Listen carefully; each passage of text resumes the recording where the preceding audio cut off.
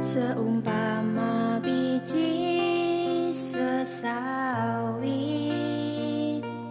yang ditabur. Shalom saudara kasih Tuhan, selamat pagi. Kembali kita dalam renungan pagi pada hari ini. Ini bagian yang ke-6 dari kisah atau tentang titik bahaya dalam sebuah kehidupan.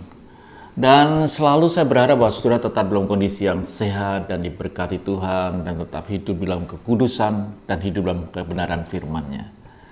Saudaraku yang kasih Tuhan, pagi ini kita akan melihat bahwa titik bahaya dalam kehidupan kita kalau kita tidak hidup di dalam kebenaran.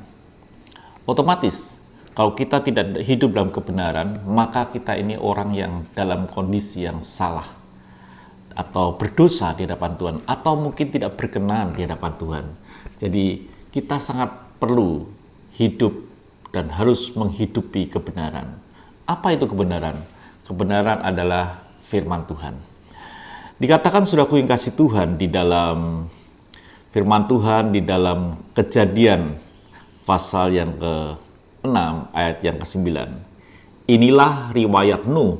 Nuh adalah seorang yang benar dan tidak bercela di antara orang sesamanya.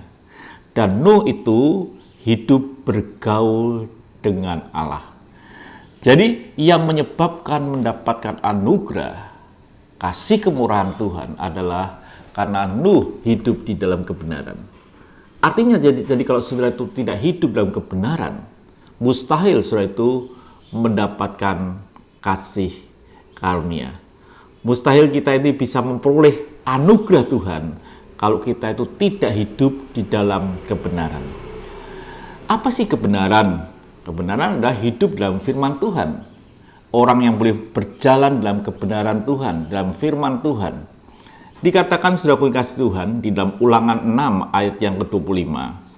Dan kita akan menjadi benar apabila kita melakukan segenap perintah itu dengan setia di hadapan Tuhan Allah kita seperti yang diperintahkannya kepada kita. Orang benar adalah orang yang bisa melakukan segenap perintah, bukan sesekali, bukan dua kali, tapi disebut dengan setia. Artinya bahwa orang benar adalah orang yang bisa menghidupi firman Tuhan, perintah Tuhan, apa yang disampaikan dalam kehidupan kita. Kita menghidupi hari lepas hari, dikatakan dengan setia. Dengan setia itu bukan sesaat, tapi terus-menerus continue. Itulah yang disebut orang benar. Jadi betapa pentingnya hidup kita ini mengerti akan perintah Tuhan dan melakukan perintah Tuhan sehingga kita benar di hadapan Tuhan. Sehingga kita adalah orang yang layak menerima anugerah keselamatan yang datang daripada Tuhan.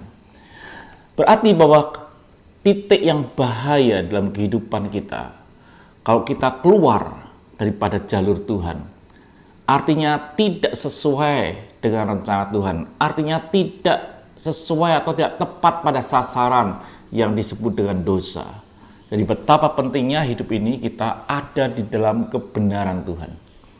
Baca Alkitab dan hidupi firman Tuhan supaya engkau benar di depan Tuhan. Kalau saudara tidak benar di depan Tuhan, itu titik bahaya. Saudara bisa ke gereja, saudara bisa memberikan persembahan, saudara bisa aktivitas secara rohani, tapi hanya bagian luar saja. Tapi saudara tidak menghidupi akan firman Tuhan. Saudara bukan orang benar.